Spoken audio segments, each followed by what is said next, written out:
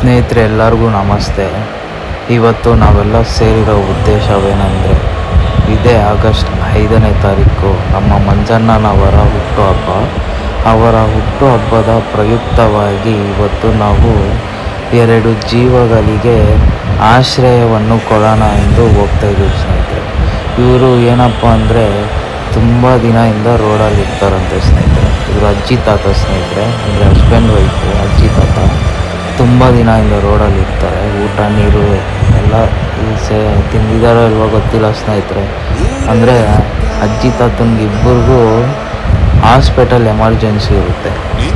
ಅಜ್ಜಿಗೆ ಕೈಯೆಲ್ಲ ಕೀವು ಕಟ್ಬಿಟ್ಟಿರುತ್ತೆ, ತಾತನಿಗೆ ಕಾಲೆಲ್ಲ ಹುಳ ಬಿದ್ದುಬಿಟ್ಟಿರುತ್ತಂತೆ ಸ್ನೇಹಿತರೆ.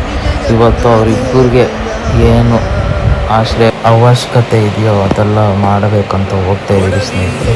ಹಾಗೆ ಅವ್ರನ್ನ ನಮ್ಮ ಹೇಮಂತ್ ಕನ್ನಡಿಗರವರ ಆಶ್ರಮಕ್ಕೆ ತಲುಪಿಸ್ತೀವಿ. ಇವತ್ತು ನಾವೇನು ಮಾಡ್ತಾ ಇದ್ದೀರಿ ಅದೊಂದು ಚಿಕ್ಕ ಉಡುಗೊರೆ ಸ್ನೇಹಿತರೆ, ಮಂಜಣ್ಣನವರ ಹುಟ್ಟುಹಬ್ಬಕ್ಕಾಗಿ. ಇದೇ ರೀತಿ ದೇವರ ಅವ್ರಿಗೆ ಇನ್ನೂ ತುಂಬ ದೊಡ್ಡ ಹೆಸರು ಮಾಡಬೇಕಂತ ಆಶೀರ್ವಾದ ಮಾಡಿ. ಧನ್ಯವಾದಗಳು. ಪುಣ್ಯಾತ್ಮ ನೀನಯ್ಯ, ಪುಣ್ಯಾತ್ಮ ಮಂಡಲ